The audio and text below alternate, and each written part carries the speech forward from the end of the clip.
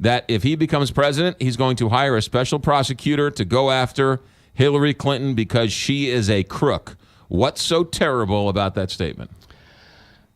This is why we have elections, McGraw. Okay.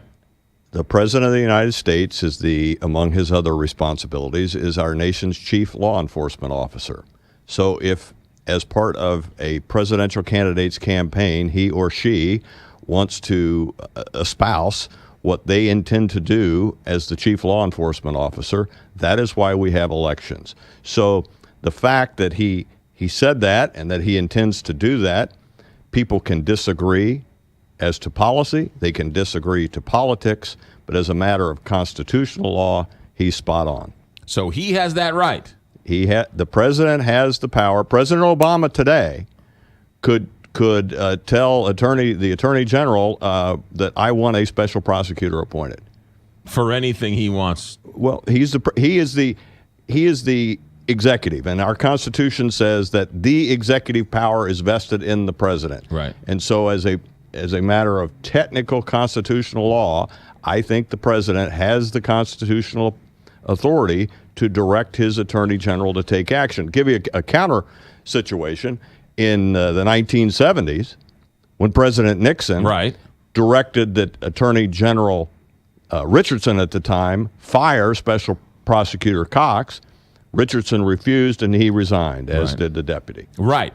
So he refused because he didn't want to do it? Correct.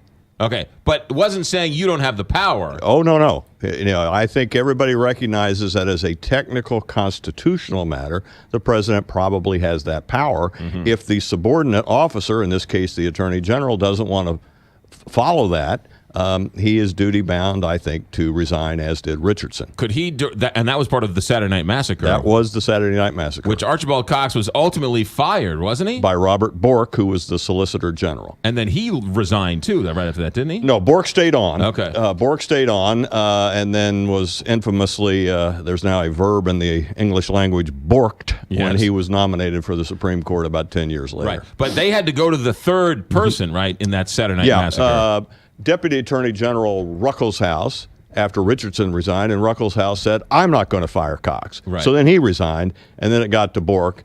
And Bork, I think for legitimate reasons, said, I need to do this institutionally, and so he did. He fired Cox. Is it illegal for a president to tell their attorney general, go after that guy? I mean, could Donald Trump say to his attorney general, go prosecute Hillary Clinton? Well, when you get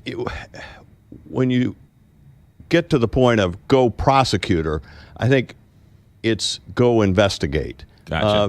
Maybe investigate, but you begin to get into some real difficult areas just in terms of justice, McGraw, when if a president or an attorney general or a United States attorney here in the Eastern District singles out an individual punitively for prosecution. But it should be noted, the FBI has looked, it's not a special prosecutor, but it was an FBI investigation looked into these allegations, right? The FBI has investigated. Director Comey gave his press conference in August, but that would not prevent a prosecutor, or a special prosecutor of the United States Attorney in Washington, from convening a grand jury and looking at it again. Right. We should also note that the House of Representatives has looked into this numerous times, and they haven't come back with anything either. Correct. And as we know, with the IRS director, the House of Representatives is perfectly prepared to play the I card, the impeachment card, which is their ultimate check on the president. And they haven't given any indication, fortunately, that they intend to play that card. Right. All right. So that's that.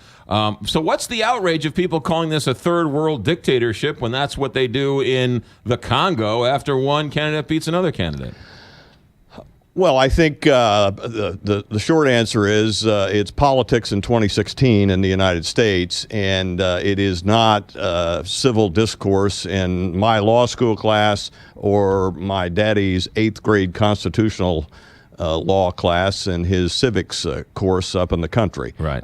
It's political, but it makes for good fodder that well, he's making this statement as a third world dictator, but at the end of the day, if by some chance Trump is president, there is a Constitution. We do have a judiciary, and we have plenty of checks if he gets off the rails and would purport to do something extra or unconstitutional. But the idea of a president ordering the appointment of a special prosecutor is very much within his... It doesn't, that doesn't shock the conscience. All right, let's get to this other story, because it's not getting a lot of attention, but kind of a big deal, and that was that the Supreme Court decided to look at a case in which...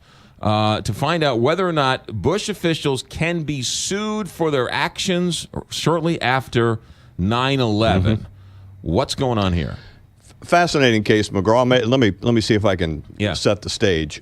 Shortly after 9/11, the Justice Department, the FBI, and the Bureau of Department of Immigration and Naturalization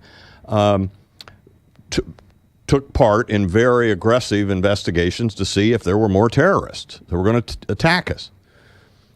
Part of the process that they implemented, the Justice Department, was if in the course of investigation they came across, and these are all allegations, not fact, McGraw, but I'll speak to them as if they were fact, but they are allegations. Let's just be clear for your listeners.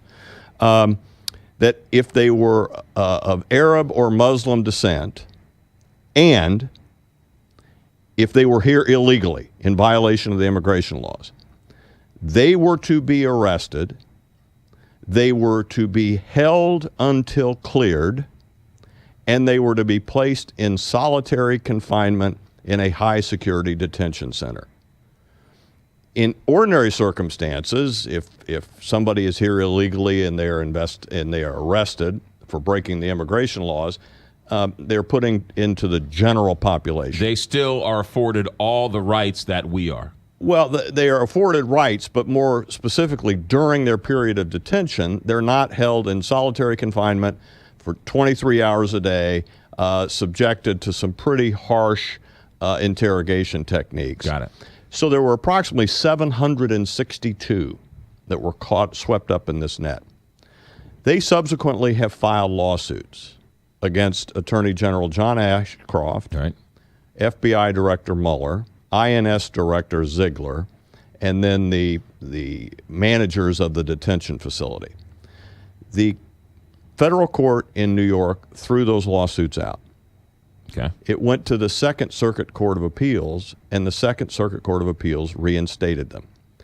Ashcroft, Mueller, and Ziegler petitioned the Supreme Court to review the case, and earlier this week the Supreme Court agreed. What is fascinating, McGraw, and you and I have talked about this on the air several times, the Supreme Court right now is operating at 8. This case will be decided by 6 because Justice Sotomayor and Justice Kagan have both recused themselves. Why? Justice Kagan was Solicitor General at the Justice Department while this case was ongoing, so she must have touched it in some respect.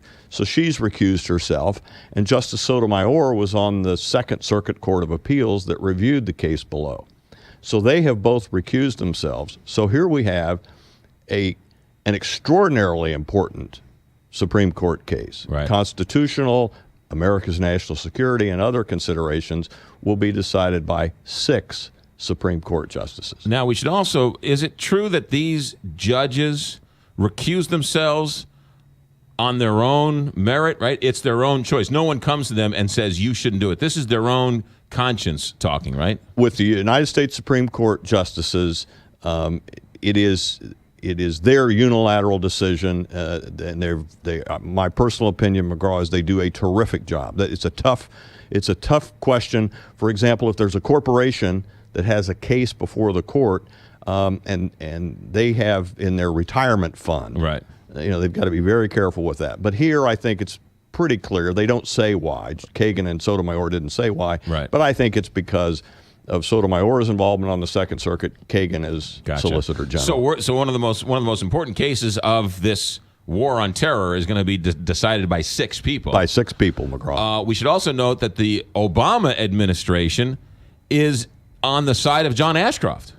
Oh, very squarely. The Solicitor General was the petitioning party asking the Supreme Court to hear this case. As you and I have discussed, the Supreme Court decides its own docket, and thousands of requests come in, and only about 75 to 80 are granted. The Obama Justice Department, through the Solicitor General, on behalf of Ashcroft and Mueller and Ziegler, asked the Supreme Court to take the case.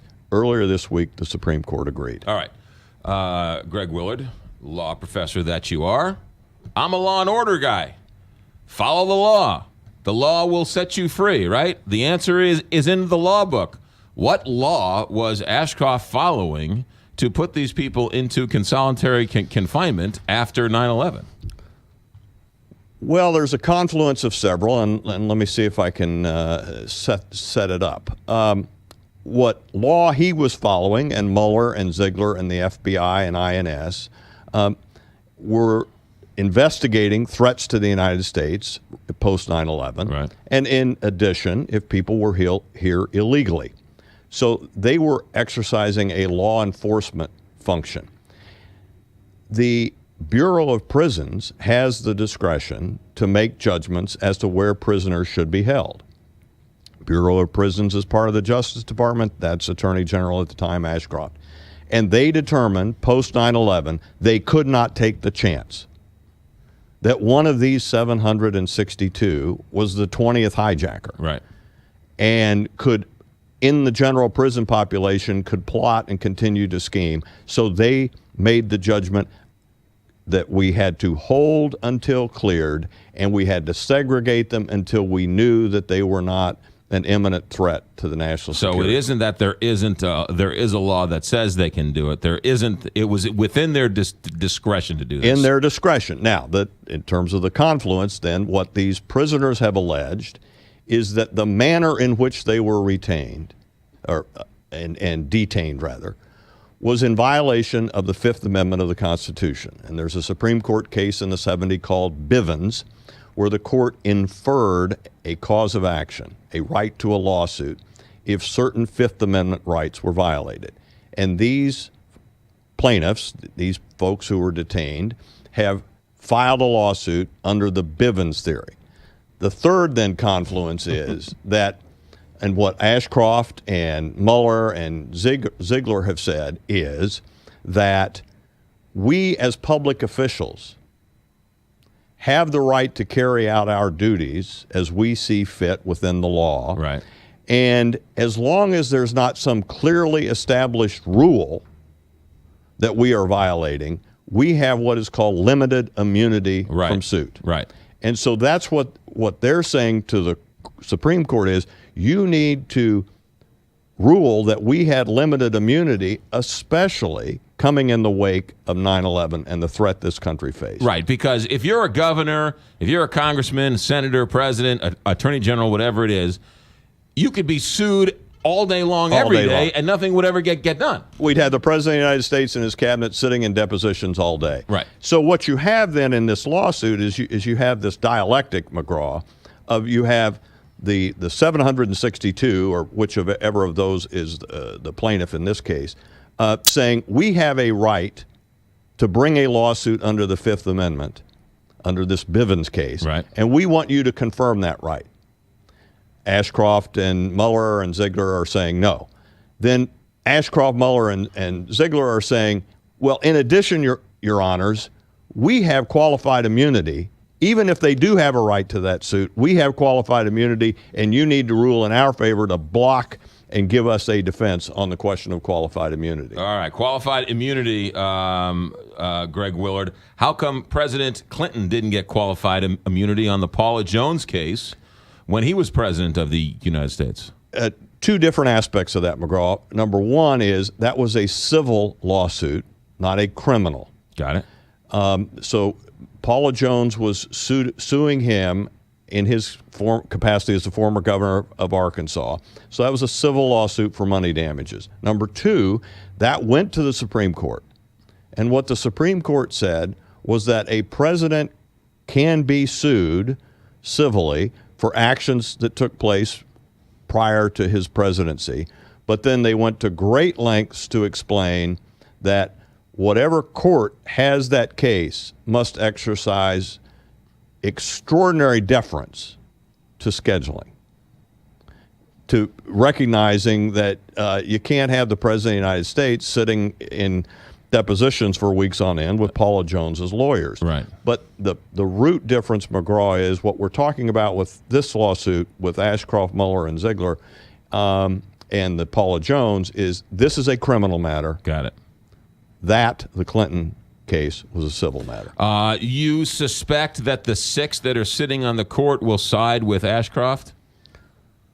Golly, it's hard to predict, McGraw. I mean, I'm no expert, but it seems like it's a no-brainer. Well, I think on the let's take it in the two core pieces. On the question of whether they will expand Bivens to give these folks a cause of action, I think that's going to be a tough sell for the plaintiffs to make, for these detainees to make, because the court has been very reluctant to expand what is called these inferred causes of action.